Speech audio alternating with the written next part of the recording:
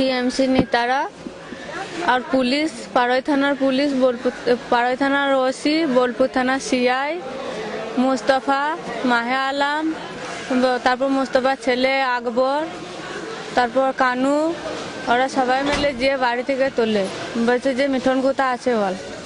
আমি বললাম মিঠুন কোথায় আছে আমি তো জানি না, আমি বেড়াতে এসেছি, ছাত্রের ঝামেলা আমি জানি না। দিয়ে আমাকে তুলে নিয়ে গেল, বলছে চল থানায়। থানায় বলে আমাদের গ্রামটা জঙ্গলের মধ্যে, জঙ্গলে নিয়ে গেল। জঙ্গলে নিয়ে গিয়ে গাড়িতে গাছে বেঁধে দুজনে, সিআই আর ওসি, পাড়ই থানার ওসি আর বোলপুর থানার সিআই দুজনে মিলে লাঠি দিয়ে মেরে দুটো লাঠি ভেঙে দিল। আমি অজ্ঞান হয়ে যাই, আবার আমার মুখে জল ছিটিয়ে জ্ঞান ফিরাই। জ্ঞান ফেরানোর পর বিছিদি লাগিয়ে দেয় গোটা শরীরে। তারপর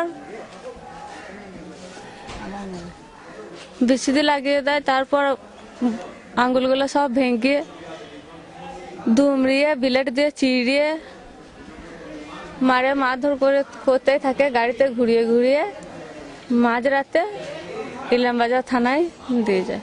পুলিশই হোক আর রাজনীতির নেতাই হোক, আমার সঙ্গে যারা এরকম অন্যায় করেছে তারা যেন শাস্তি পায়।